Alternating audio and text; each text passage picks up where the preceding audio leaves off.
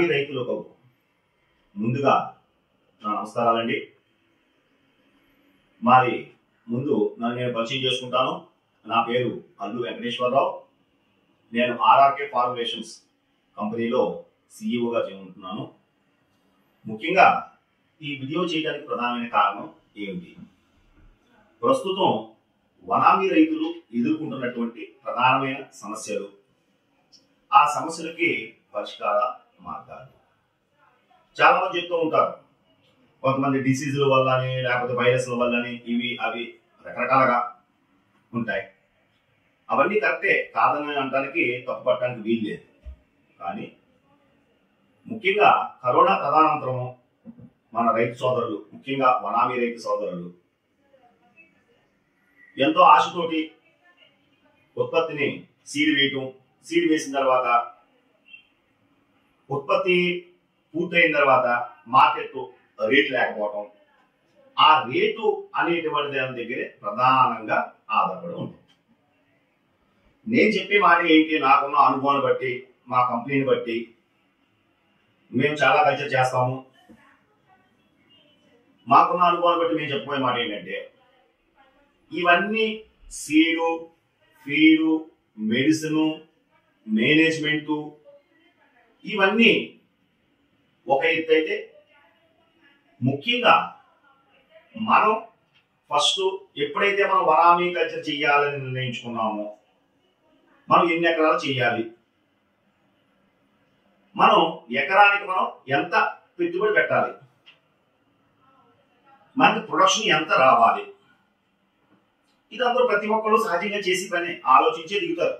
ఆలోచించకుండా దిగుతారని నేను అన్నండి. కానీ దిగిన తర్వాత అసలైనటువంటిది మొదలవుతుంది. అనేక మంది రకాలుగా వచ్చి సమాచారం చెప్పడంతో రైతు ఒక రకమైనటువంటి కన్ఫ్యూజన్లో పడిపోతున్నాడు. కాబట్టి నేను చెప్పబోయేది ఏంటి అని అంటే, ఫస్ట్ మీరు ఒకటే టార్గెట్ పెట్టుకోండి. ఏంటి మీ టార్గెట్ అంటే, ఒక కేజీ 40 కౌంటు రొయ్యలు ఉత్పత్తి చేయడానికి 200 రూపాయలు మించరాదు. మనకి 40 కౌంటు ఉత్పత్తి చేయడానికి మనకి ఒక కేజీ ఉత్పత్తికి 200 రూపాయలు మించి ఖర్చు అవ్వరాదు. ఆ 200 రూపాయలునే మనకి లీజ్ అవనం ఉండాలి, మెడిసిన్ ఉండాలి, సీడ్ ఉండాలి, ఫీడ్ ఉండాలి, లేబర్ ఎక్స్పెండిచర్స్ ఉండాలి, కరెంట్ బిల్లులు ఉండాలి, మన మేనేజ్మెంట్లు ఉండాలి. అన్ని కలుపుకొని మనం ఒక కేజీ రొయ్యల ఉత్పత్తి చేయడానికి 200 రూపాయల నుంచి మనం దాటి కల్చర్ చెయ్యరాదు. ఇది ముందు ముఖ్యంగా మీరు మెంటల్ గా ప్రిపేర్ అవ్వండి. ఎందుకు ఇప్పుడు ఈ మాట 200 రూపాయల్లో చెయ్యాలి, ఈ మాట ఎందుకు మాట్లాడుతున్నాము అని అంటే, టెక్నికల్ గా అన్ని కంపెనీలు కూడా రైతు వారీగా ప్రతి కంపెనీ కూడా తమకు తోచిన విధమైనటువంటి టెక్నికల్ సపోర్ట్ ఇస్తుంది. మొత్తం మన ఆంధ్రప్రదేశ్ మొత్తం ఉన్నటువంటి ఆల్ కంపెనీస్, చిన్న కంపెనీ అవనివ్వండి, పెద్ద కంపెనీ అవనివ్వండి, ఏ కంపెనీ అయినా సరే, వాళ్ళకు ఉన్నటువంటి ఎనర్జీని బట్టి మాక్సిమం ఫార్మర్కి ఇస్తున్నారు. బట్ ఇక్కడ జరుగుతున్నదల్లా ఏంటి అని అంటే, మార్కెట్ అనేటువంటిది మన చేతుల్లో లేకుండా పోతుంది. మార్కెట్ ఎలా ఉన్నా కూడా మనం ప్రాఫిట్ లో ఉండాలి. అంటే ఏం చేయాలి? ముందు ఫస్ట్ నేను చెప్పబోయే మాట ఏంటి అని అంటే, ముందు మనం ఫిక్స్ అయిపోదాం. మనం కేజీ రొయ్యల ఉత్పత్తి, అది కూడా 40 కౌంటుకు మనం పట్టుబడి పట్టాలి. మనకి ఖర్చు 200 రూపాయలే అవ్వాలి. ఇది ముందు మెంటల్ గా మనం ఫిక్స్ అయిపోదాం. ఫిక్స్ అయ్యి దాన్ని బట్టి మన ప్రొడక్షన్ మనం మొదలు పెట్టండి. అప్పుడు మీకు కూడా మార్కెట్ ని ఎలాంటి రేటు ఉన్నా కూడా, మంచి రేటు ఉన్నప్పుడు ఎక్కువ లాభం వస్తుంది, తక్కువ రేటు ఉన్నప్పుడు తక్కువ లాభం వస్తుంది తప్ప మనకి నష్టం అనేటువంటిది జరగదు.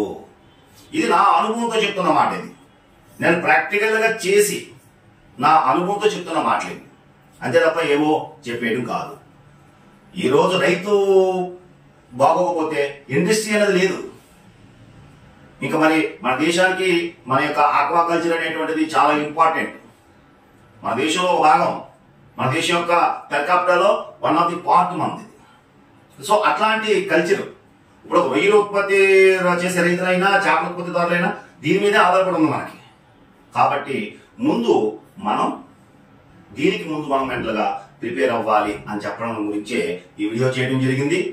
దీని తర్వాత కూడా మీకు 200 రూపాయల్లో ఏ విధంగా చేయాలి, కల్చర్ ఏ విధంగా చేయాలి, మనం 200 రూపాయల ప్రొడక్షన్ కాస్ట్ లో 40 కౌంట్ మనం ఎలా తీయాలి, మన వైరస్లు రాకుండా ఎట్లాంటి మనం జాగ్రత్త చర్యలు తీసుకోవాలి, మనకి FCR పెరగకుండా ఏ రకమైనటువంటి జాగ్రత్త చర్యలు తీసుకోవాలి, మనం ఎక్కువ మెడిసిన్స్ వాడకుండా మనం ప్రొడక్షన్ కాస్ట్ పెరగకుండా ఏ రకమైనటువంటి జాగ్రత్త చర్యలు తీసుకోవాలి, ప్రతి అంశం మీద కూడా మీకు ఒక్కొక్క వీడియోలో మీకు నేను తెలియపరచడం జరుగుతుంది. కాబట్టి ప్రతి ఒక్క రైతు సోదరుడు కూడా ఈ వనామీ సోదరులు, రైతు సోదరులందరూ కూడా నా యొక్క ఈ వీడియోని, మా యొక్క RRK ఫార్మేషన్ ఛానల్ని సబ్స్క్రైబ్ చేసుకోండి, లైక్ చేయండి, షేర్ చేయండి. మీకు ఎటువంటి సందేహాలన్నా నాకు డైరెక్ట్గా ఫోన్ చేయండి, నా ఫోన్ నెంబర్ కూడా ఇస్తున్నాను. అందరికీ ధన్యవాదాలు, నమస్కారం.